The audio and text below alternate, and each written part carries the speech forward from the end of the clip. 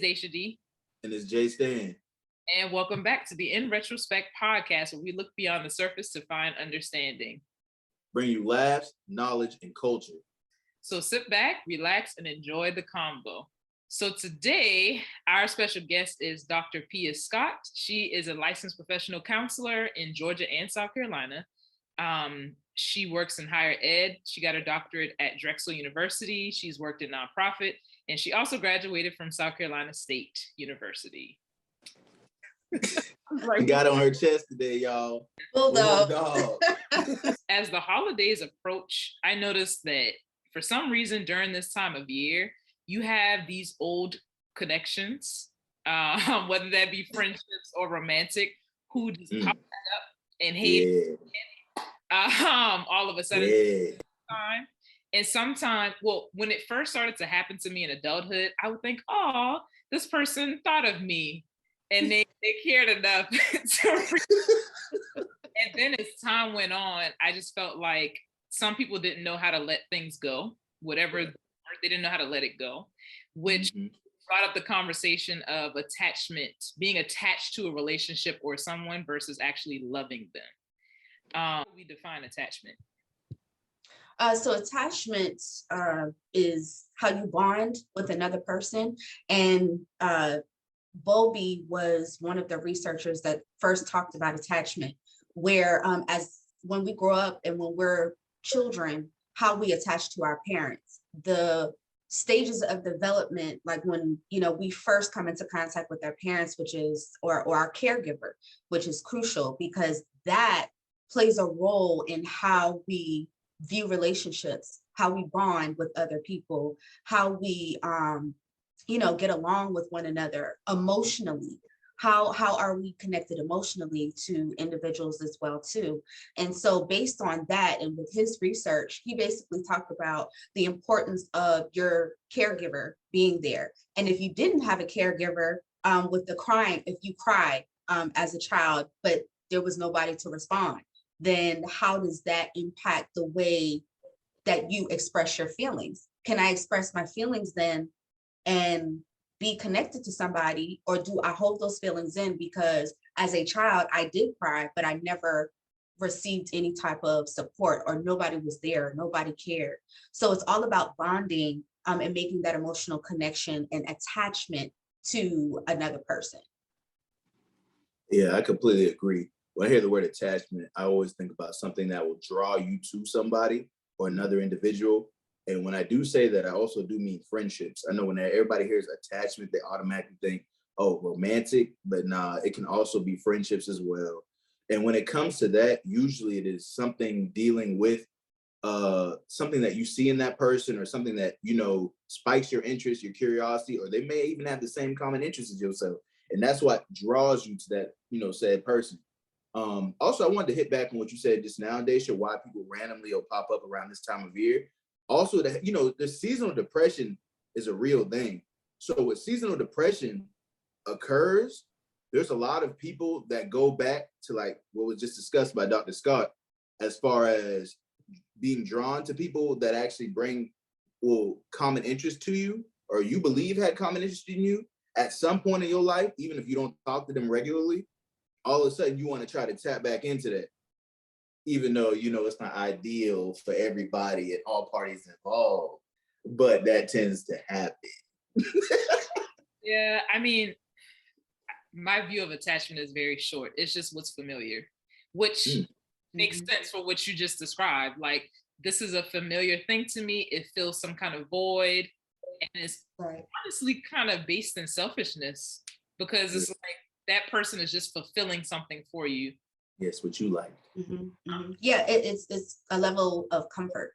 You feel familiar, like you guys said, you feel familiar with it. And some people do it because they want to, they may feel like, oh, that door could still be open, or I can come back and forth to this person because they're available. And like you said, Justin, with the seasonal depression, people are going through a lot right now. Beyond the pandemic and everything else, and people just want to feel connected to another person, even if it's toxic, even if it's not a healthy attachment. And so when we talk about attachment, we can have healthy attachment and we can have not so healthy attachment. So it just depends on how that person perceives what is taking place and what they also need as well too. And if they feel like this person can fill that void, even for a moment, they'll let them back into that space. But wouldn't you have a certain level of attachment to someone that you love? What's the difference between the two? So I would say attachment, you can be attached to somebody and not be in love, or not love a person. You're just attached to that thing. And once again, it could be something, it could be somebody that fills a void for that time period. And so people tend to replace things to feel that love, and they think that it's love, but it's really not. Because love is about being able to express yourself without feeling like you have to beg someone to understand or to listen or to even connect with you emotionally. So there's a lot that can go into attachment versus love. And love doesn't, even though it's cliche to say, love, you don't have to beg for that. That's something that should be reciprocated openly and willingly. Whereas with attachment, it's like, we know this relationship is not healthy, but since we're used to doing it and we're attached in that way, or you may have children and you feel like you're attached to that person because of that child, that, oh, we have to stay in this unhealthy relationship, when that's not necessarily the case. That's correct. And I'm not a philosopher or anything, but I wrote a little something down. You know what I'm saying? So this is basically my definition of attachment, in a sense, to differ it from love.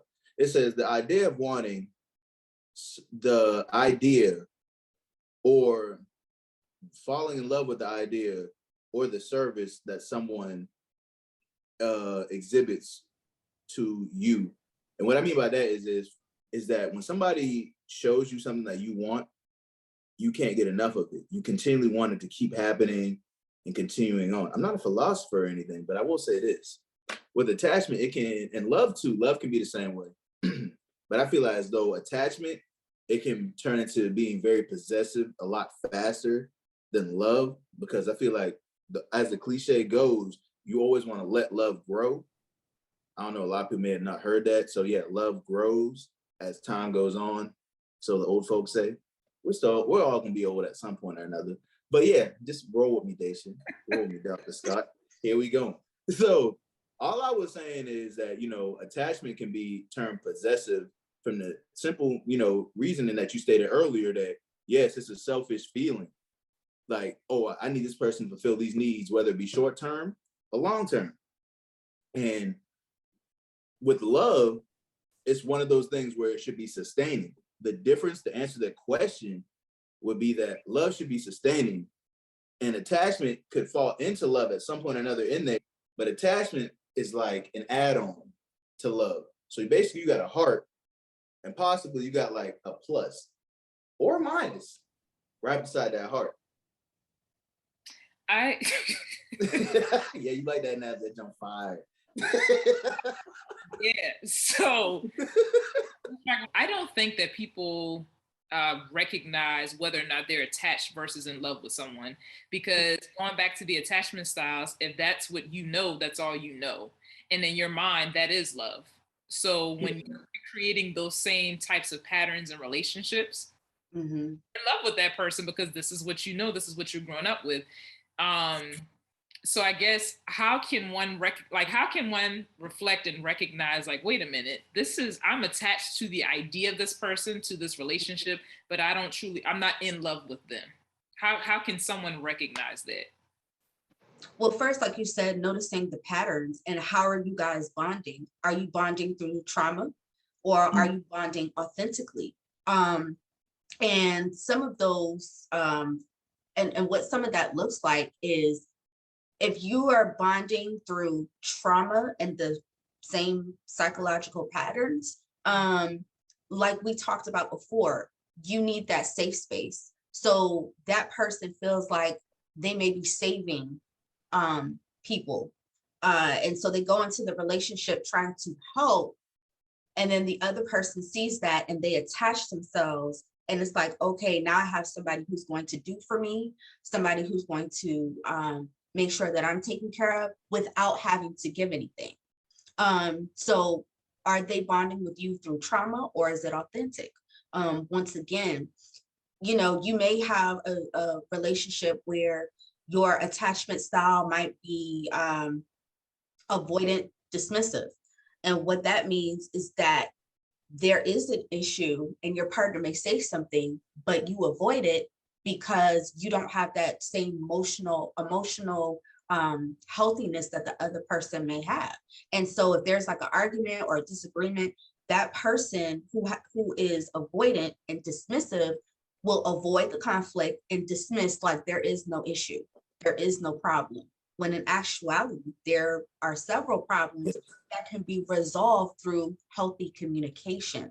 And so if the other person that's avoidant, dismissive is like, there's nothing wrong, then what are you supposed to do? So it's a cycle of that trauma that they're not ready to accept yet. And so you can't heal or move forward in a relationship if that pattern continues. Not in a healthy. You can move forward, but it won't be healthy. Right. When it comes to recognizing the two as far as attachment and love, it's like the stuff you see on social media. It's like you see all these red flags. And it's like, if you really like this person, it's like, what red flags? I don't see no red flags. We have issues? What issues? Are we good? It's like you're oblivious to everything that's going on in front of you. So issue that happens is you fall so in love with the idea of what this person could possibly bring. And I always tell people this all the time. If you pay attention to the small things that are occurring within a friendship or within a romantic relationship, it will show you what is truly going on. Like, it doesn't take rocket science to see what is going on. It doesn't take a scientist. It takes your true self just to open your eyes and look. But the issue is that people become oblivious to it because of the idea of what they want. What social media has put upon people to think, oh, wow, I need this. I deserve this. So when I get somebody, even though they're not giving me what I need, oh, I can fix them. I can make this happen. It's just wasting your time. I think it's deeper than social media, though. What I'm saying is, as far as the social media part, Daisha, is that social media conditions people to believe that is exactly what they need. Because a lot of people will see how people are going or doing, and the human aspect as far as comparison, like people compare each other even when they don't mean to. I understand what you're saying as far as people playing a comparison game and maintaining an unhealthy relationship for the sake of saying I'm booed up. I get that point. I get that. I'm talking about friendship aspects as well, too, though. That too, like they're like, I want to take a girls trip, and so they'll keep these toxic girlfriends so that they can take cute pictures for IG. Ooh, not the girlfriend station. Yeah, go continue. They do that. But me saying it's deeper than that is, like I said earlier, I think that it's normalized for you based on whatever it is you grew up with. And so not only is it normalized based on how you grew up, but I think women in general are socialized to train up a man. I mean, I just do. I do. I feel. Can you please hold up? Wait a minute. Can you please tell me what you mean by that? I think you said train, like train like a pet. I need to understand. Yeah, I think in society that people make it seem like women are supposed to be able to take on any and everything, and that includes being building a man the way that she wants him to be. What's this, build a man? Go ahead, though. Continue. I'm sorry. A part of building this man might be trying to be his counselor, trying to be his doctor, doing all of these different things, even though the relationship may be very unbalanced and one-sided. Mm-hmm. And we're just going to deal with it because that's what we're supposed to do. Now, I'm not agreeing with it. I'm just saying I feel like that's what society does. I don't think that's the way. I don't think that is the same for y'all. I feel like y'all can kind of do what you want to do and you'll end up with somebody. Now, Deja, I just have one thing to say for all the brothers that are living life accordingly. and just can't find any luck. So from the perspective that you are given, yes, there are brothers, and when I say brothers, I mean men in general, that are out there trying to live life the way that they believe it should be lived, and they are falling into the same luck as far as some women out there that believe that, dang, I just can't catch a break with this person and this friendship or this romantic relationship. There's the issue. And what I'm getting at is this. Yes, Daisha, I understand. Build a man, right? But Yeah. you do have men out there that are trying to build a woman. And I Comment. will not elaborate on that because you do know what I mean. Well, hold on. Oh, okay, Dr. Scott got something to say. I need you to explain it to me because I want to understand that one. Oh, well, I can elaborate into it. So as far as when I say there are some men out there trying to build a woman, where's the camera? Right here, boom. There you are. All right. So when I say there are men out there that are trying to build a woman, there are women out there that are just not ready to be in a relationship. There are women out there that are just not ready to be in a marriage or a committed relationship. Now, that goes back to what we just stated earlier in the previous question. How do you tell the difference between attachment and love? You are sitting there trying to figure out that the idea of, oh, this may be love. You want it to be sustaining, but it is not. You like what they bring to you and everything in the situation that you may be dealing with, but it is not conducive for the betterment of yourself and that person for longevity. But at the same time, you have to make sure you as a person can identify that. Because I think the biggest flaw with everyone, in my opinion, y'all can correct me if I'm wrong, is that when you start to become infatuated with the idea, the potential of what said person can be, it makes you oblivious to everything that is really going on, whether it be small or big. Yeah, it's those red flags that we tend to ignore for the sake of, like you said, the idea, like, oh, I can, if I just love this person, they'll change, or if I just do this, they'll change. And so what you're talking about is two people that are coming together that complement one another. Because I don't think one person is ever going to be like, just, there's no perfect person. So that's just, but it's about being self-aware. And it's about being willing to look at yourself and say, okay, I know I might have a little anxiety. I know I might tend to be, avoidant sometimes when I do have issues, or there's certain things that I feel like I shouldn't talk about. But when a person is healthy and they are secure in themselves, even when they're insecure, and what I mean by that is when they know that there's certain things about them that are not the greatest, but they work on those things without having to be told to work on those things, that right there speaks volumes in itself, because that person is willing to work on themselves so that they can complement someone else. And I think a lot of people lack that, that if they admit something, it's like, oh, I have a problem. Everybody has a problem. Like, we all have problems, some more than others. But what I'm saying is, you have to be willing to say, okay, if this person is saying this, or if I see these same relationship patterns, okay, time out. What is going on with me that I'm continuing to be in these same relationships that go nowhere? So I have to, you really have to look at that, and say, okay, well, let me look at myself. Let me look at what I learned from the previous relationships. So, and I'll speak for me, personally, I went through a lot of things in the same, being in these relationships, and it was like the same stuff. And I said, wait a minute, what can I do? Look at the red flags. And as soon as I see that red flag, we try to hold on to things and be in things longer than we have to be. And so when you see those red flags, you have to trust it and just say, look, that's not going to work for me, and move on. And I think, once again, that attachment, especially when you start to, talk to somebody every day and you get into those patterns of, even when you become intimate with somebody, that's huge, because now that's the emotional piece that's beyond just, we just talking. We just out dating. We just hanging out. Yeah. That's You that gives become one. right. Right. Right. So people have to be very careful and protect their inner peace and who they are. And if you feel like you're becoming a person you don't recognize, that is a red flag in a relationship.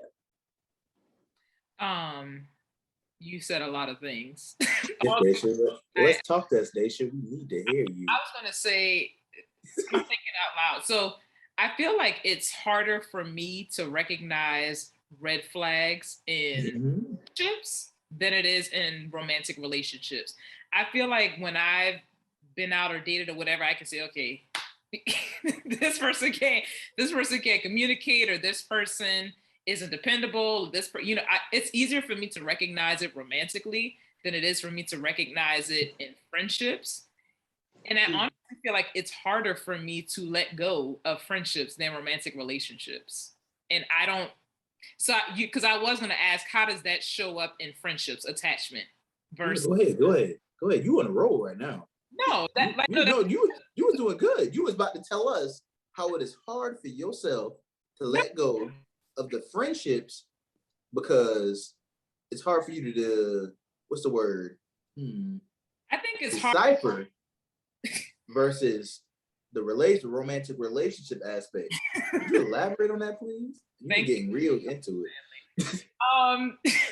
I think that speaks to my attachment style and how I can attach to people in an unhealthy way. Because I feel like once I know you and I think that I love you, I want you to be around.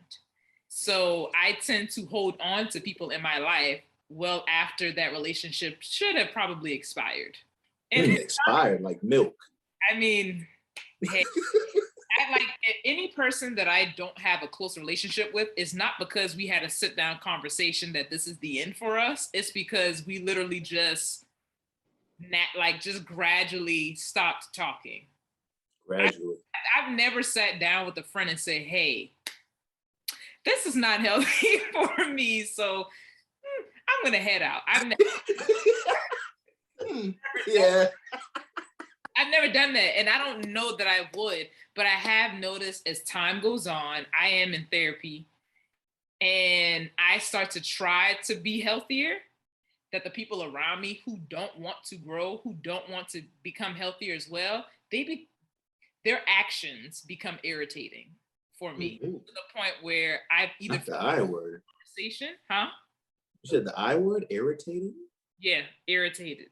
Or I just feel like I need to back off. So all of that to say, how does that look in friendships, like attachment versus love in a friendship? Because we've been talking romantically, but well, it all depends. And once again, and this is for any relationship, it's about boundaries as well too.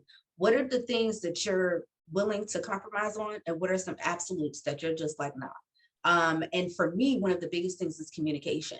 So if I have friends, so-called, that are not, if they know that's important to me, and I'm always the one trying to make the effort, I might need to think, okay, what's going on here? Is it me? And then I see them out with other people or making attempts. It might be the fact that, I might be further away in distance, but still, if I'm important to that person, then they should find some time for me as well too. I just think that it's one person can't do everything. yeah. And if that one person is doing everything to try to keep a friendship going, then what do we really have? And what are you giving me that I need to hold on to you? Are you pouring into me as well as me pouring into you? Because that's another thing that's unhealthy and unbalanced. If I'm pouring everything into other people, romantic or not, we can talk about work relationships as well too. Or this can go across so many things. If I'm putting way more effort into the things that are important to me, and I'm not getting what I need from it, and it's draining me, I may have to look and question, okay, why am I still allowing these things or these people in my space if I'm not getting what I need? And the reason why you're irritated is because you're growing and people are not. And when you're growing, people can't go to where you're going if you're growing and they're not. So they're stuck, and your mind, who you are is evolving as a person. And if other people are not going where you're going, everybody can't go where you're going. And that's when Boom, irritating, because now it's like, I don't have to tolerate this nonsense. I'm out. I'm moving on to the next thing. And so as you evolve, then you start to attract the people that should be in your space, who are headed in the same direction as you are. So that's how I feel on that piece of it. And sorry I went off, but Oh no, that's good. You know what I'm saying? It's on your heart. You let it ride. But yeah, I'm gonna hit on it a little bit. So I will agree that when it comes to the friendships, it is hard for people to see that people that they may have grown up with, or people that they may have started out what some people may look at as ground zero with, and watch somebody take off while they're still trying to get right. Somebody's taking off and they're still trying to get right. That is very hard for someone to deal with. if you really want to know how somebody feels across any relationship, tell a person no. Tell them, doctor. If you tell them no, and based on their reaction, then there's a lot you can find out. And once again, that's a red flag. So it's like the smallest things that we tend to overlook.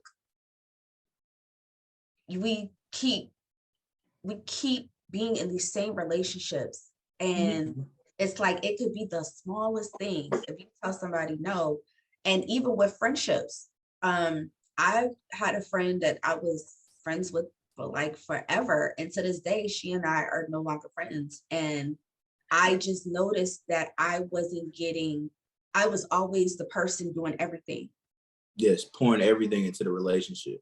Everything. If she needed a ride, I was the ride. If I never got any gas money, I never, but I'm just a giving person genuinely. But when people take advantage and they take control of that, once again, I'm sort of responsible for that too, because I had to establish the boundary and say, oh no, I can't keep giving all of this and I'm not getting anything out of it. So it's also, and not to say I just want something from somebody.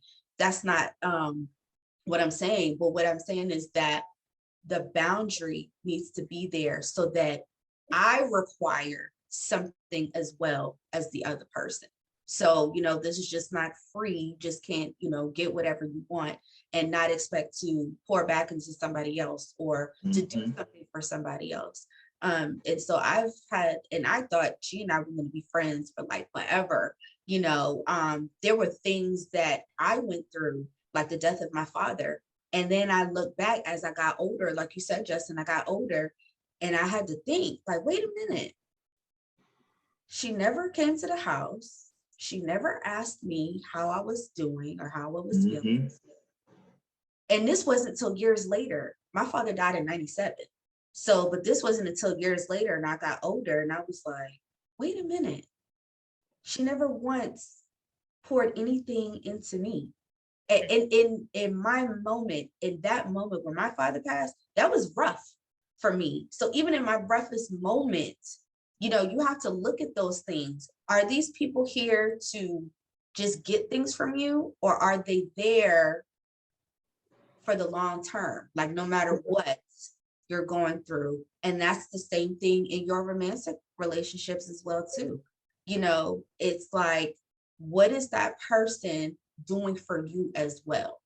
And I know people talk about people doing more versus people not doing so much. I know sometimes relationships may not be 50-50 because that person may not have the capacity that the other person has. You know what I mean? Yes. As long as you feel like you guys are complementing each other and you're headed in the right direction, that there's a difference. But if you feel like I'm doing everything and on top of that, I'm doing things that are emotionally out of character for me, that is a red flag and that is a problem. Dr. Scott and Deja yourself, but I also want to hit on that. That is a common theme amongst people that as far as they're giving everything they got into a relationship, whether it be a friendship or romantic relationship goes. You have people pouring everything that they have into it. And when they step back and realize like small things that matter, whether it be that a family member may have passed away for said friend or said romantic partner, whether it may have been 6 months ago, a year ago, as far as you saying, are you good from the situation that occurred? A lot of people don't realize how far that can truly go. So my question to Dr. Scott and Daisha is, can you give everyone love? And then could you elaborate on that once you answer that question? Alrighty. Can you give everyone love? That's a good question. I guess in my head, love is reciprocal. That's been like the theme that we've been talking about. So no. I feel like you can have genuine care and humanity. Like you can care about another human being, but if we don't have a reciprocal relationship, then I wouldn't call that love. I would just say we care for one another and I care about you because you're another human, but I don't love you because we don't have a relationship. We don't have very many interactions. We don't have memories. We don't have time together and effort. So what would you say to somebody that you actually have a relationship with? What do you mean? You can't give love. So the aspect of what I'm going to get at you with, Daisha, since you said that you can't give everyone love because you don't know them, right? Yeah. So said if you had said person, whether it be a friendship or a romantic relationship, and this other person that you may have dealt with in the past, that yeah, you got love for them, but it was an attachment per se, plus or minus with the heart, boom. All right. So you got somebody with the heart, boom, it's sustaining you with them, right? So this person with the plus or minus heart comes back into play. So you're saying that you can't give them love at all? So in short, you're asking me if I move on to a new relationship, can I not give my ex love? Well, it could be a friendship as well. Well, I guess because the way you said it, it sounded more romantic. I feel like no. Like I believe in what I said. Like first of all, let's just start here. It's okay. Every relationship that I've had, I have not told the person I love you, even if they said it to me. Why? Because love is a very deep feeling and meaning for me. And if I don't feel like I love you, I'm not going to say that. So to answer your question, if I am in a new relationship and I have an ex who tells me they love me, I'm not going to say it back because I would be lying. Do I care about them? Yes, I care about you, but I don't love you. I don't think that that's mean. That's honest. Okay, Daisha. No, that was good. I agree with that. Yes, Dr. Scott, could you please give us the only difference? I think there's different levels of love too. Like, because even some family members, care about, but that doesn't necessarily mean that you love them. Maybe because of some type of experience or something, some type of trauma or whatever. And sometimes it's expected that you love a person just because they're your family. Everybody doesn't do that. Just because somebody's your family doesn't mean that you have to love them. There's still so it depends on what your definition is. It depends on for me, if I love a person and I really mean it and I'm sincere about it, I'll tell them, I love you. But I don't also say it, I show it as well too. So if somebody says, oh, I love you, okay, that's good. But are they showing me that love? Exactly. And if they don't, that's how I base it off of, because love is not just a word, it's an action word as well too. If I intentionally really truly love somebody, I'm going to be intentional about making sure that they know that I love them. I don't just have to say, anybody can say they love somebody or they love something, but it has a deeper meaning. So if you don't, I'd rather somebody say, that they don't love me than to say that they do and not show me. I'd rather you show me and just not say it at all versus saying that you love me and that you don't. Because I can tell the difference. And it's love is something that you feel like it's unexplainable, but you know it. It's kind of like having faith. Like you can have faith about something. You can't see it. You don't know what it looks like, but you can feel it, you know, and that's what I feel about love is that you can feel it. That person is showing you, and it's the feeling that you just know, like, oh, this person really does love me. Versus, do I have to question?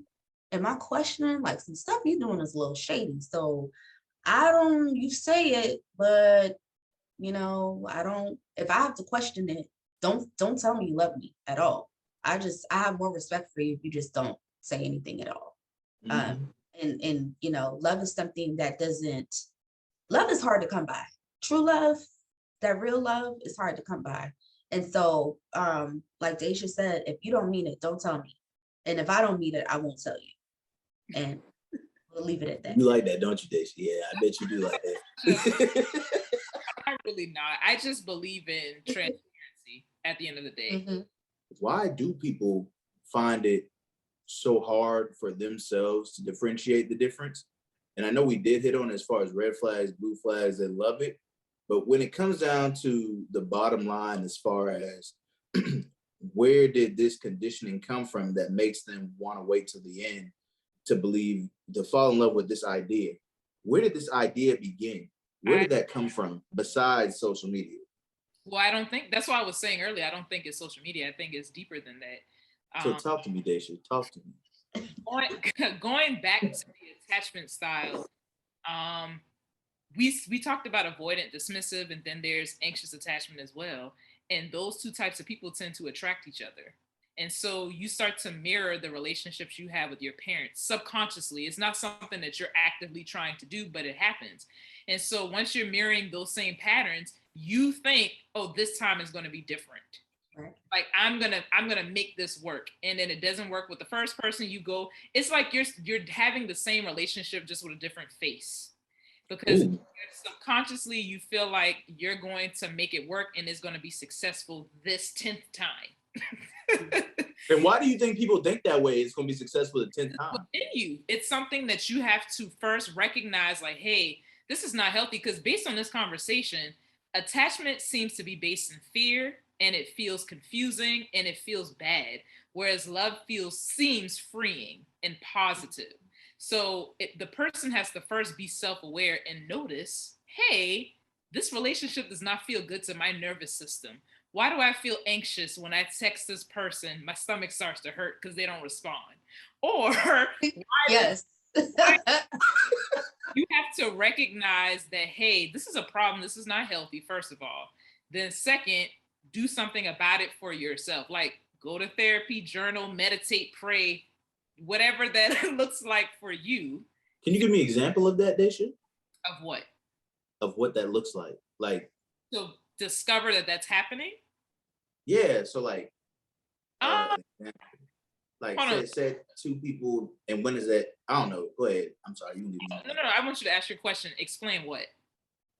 What you just said, basically, as far as how you can tell when you're having anxiety. Yeah. How does that look? Well, for some people that may struggle with deciphering between the two. So I think that if you're a person who is, I can only speak for anxiously attached people because I am an anxiously attached person. That's fine. That's good. That's good right there. Go ahead. So I know for me, it could be something like if